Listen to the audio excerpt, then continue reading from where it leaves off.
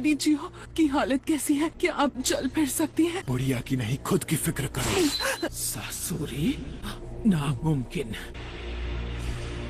अच्छा तो ये बात है। तुम एक मेडिकल निंजा हो, मैं बहुत जाबाज हूँ। तुम इस हालत में कब तक टिक पाओ? चुप करो।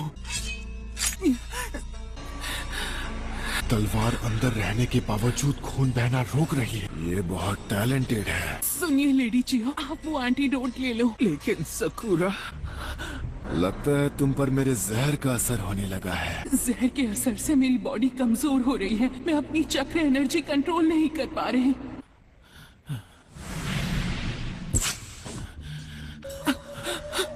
अब समझा, ये है वो एंटीडोट। ये क्या किया आपने लेडी जियो? आप ठीक है? ये लोग एक दूसरे को बचाने के लिए अपनी जान दांव पर लगा देते हैं। कितने बेवकूफ है ये। मैं हार नहीं मानूंगी। मुझे समझ नहीं आता ये इतनी ताकतवर कैसे हो सकती है। हिम्मत रखिए लेडी जियो। मैं ताकत के मुकाबले में इससे नहीं जीत सकता।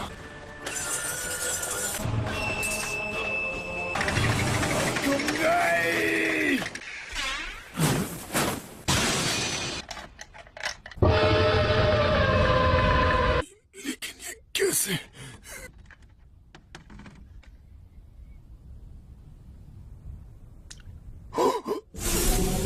तुमने आखिरी पल में थोड़ी चूक कर दी सासुरी, क्या कहा?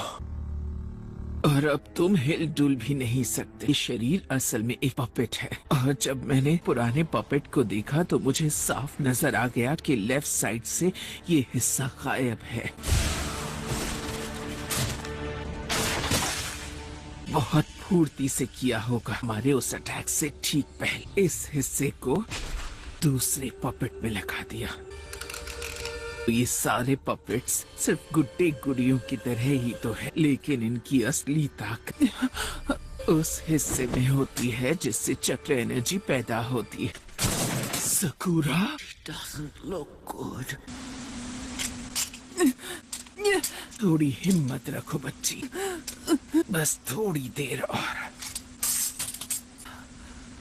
ये बहुत ज्यादा घायल है। मेरे जहर का असर ना हो तब भी ये मर जाएगी। इसका बहुत खून बह गया है। तुम एक मेडिकल निंजा हो, ऐसी जगह पर अटैक किया जिसे ठीक करना नामुमकिन है। वो एक अनोखी टेक्निक है। मैं अपनी खुद की लाइफ फोर्स को इकट्ठा करके इसकी बॉडी में डाल रही हूँ। ये नहीं हो सकता। ये रीएनिमेशन निंजुत्सु है। ये एनिमेशन निंजुत्सु। इस स्पेशल जुत्सु को मैंने सालों की मेहनत के जरिए सिर्फ तुम्हारे लिए बनाया है। इस जुत्सु के जरिए मैं जब चाहूँ कभी भी किसी में जान फूंक सकती हूँ, यहाँ तक कि बेजान पपेट्स में भी। इसे इस्तेमाल करने वाले को अपनी जान देनी पड़ती है। सॉरी, मुझे अफसोस है कि मेरा वो सपना कभी किसी हाल में पूरा नहीं हो सकता। नामुमकिन।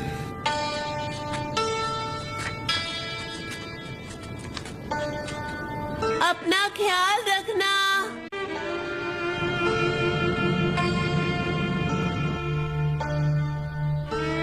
नहीं, ये नहीं हो सकता। लीफ विलेज के व्हाइट फैंग को इसकी कीमत चुकानी होगी।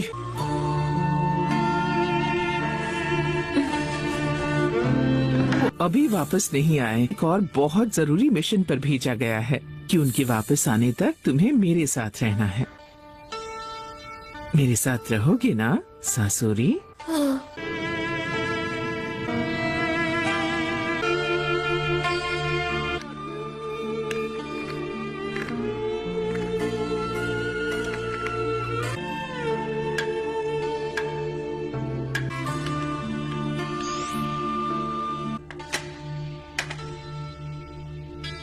तुम कब से इतनी बेवकूफ हो गई हो घूसट बुढ़िया? सकूरा, तुम ठीक हो ना बेटी? हाँ, आप कैसी हो लेडी जियो? तुमने तो कहा था रीएनिमेशन निंजुत्सु से दूसरे को जिंदा करने वाला इंसान खुद नहीं बच पाता, लेकिन तुम तो एकदम ठीक ठाक हो। सकूरा बहुत जख्मी थी, लेकिन जब मैंने ये निंजुत्सु इस्तेमाल किया तब ये जिंदा थी, लेकिन मेरी जान बच गई। ये तो बहुत बुरा हुआ। क्या फायदा है? पपेट को मारने से मुझे कोई दर्द नहीं होगा। तुम दोनों को बेमतलब के काम करना बहुत पसंद है। फैमिली मेंबर मेरी अपनी ग्रैनी दुनिया में ना रहे, फिर भी मुझे फर्क नहीं पड़ा। इन पपेट्स की तरह मेरे दिल में भी फीलिंग्स नहीं है। तुम राक्षस हो, तुम्हें किसी की जान की परवाह नहीं है। कुछ सालों में मैंने सैकड़ों हजारों लोगों का काम तमाम किया है, इसका भी वैसा ही हाल करूंगा। मेरे लिए ये सब करना बहुत आसान है। अपनी फैमिली तक की कद्र नहीं करते। एक शिनोबी को इतना गुस्सा नहीं करना चाहिए। तुम लोगों के साथ जानवरों जैसा बर्ताव कैसे कर सकते हो? सकूरा, शांत हो जाओ। लेकिन ये सैंड विलेज के तौर तरीकों और वहाँ की ट्रेनिंग का नतीजा है, तो इसके लिए हम ही जिम्मेदार हैं। लेकिन लेडी चियो, दिल से तो तुम भी मुझ जैसा ही बनना चाहती हो ना। ये बॉडी बूढ़ी या कमजोर नहीं होगी। मेरी जिंदगी एक उम्र के बाद खत्म नहीं होगी। एक पपेट को बार बार बनाया जा सकता है। तुम जितने चाहो उतने लोग बना सकती हो। एक अच्छे कलेक्शन में क्वालिटी भी मायने रखती है। तुम आखिर चीज क्या हो? मैं ऐसा इंसान हूँ जो कभी पूरी तरह एक पपेट नहीं बन पा। मैं एक अधूरा बना पपेट हूँ। मेरा अंत अब करीब है। एक बेमतलब का काम करना चाहूंगा। इसे मुझे हराने के बदले इनाम समझना। तुम्हें ओरोचिमारू के बारे में जानना था, है ना? 10 दिन बाद हिडन ग्रास विलेज में दोपहर 10 बजे पेंची ब्रिज के पास पहुंच जाना। वहाँ ओरोचिमारू का एक आदमी मेरे लिए जासूसी कर रहा है और मुझे 10 दिन बाद उससे वहीं पर मिलने जाना था। मुझे नहीं लगता मैं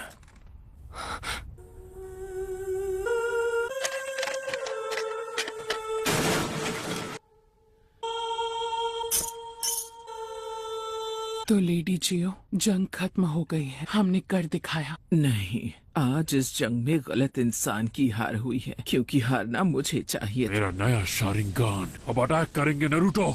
ठीक है।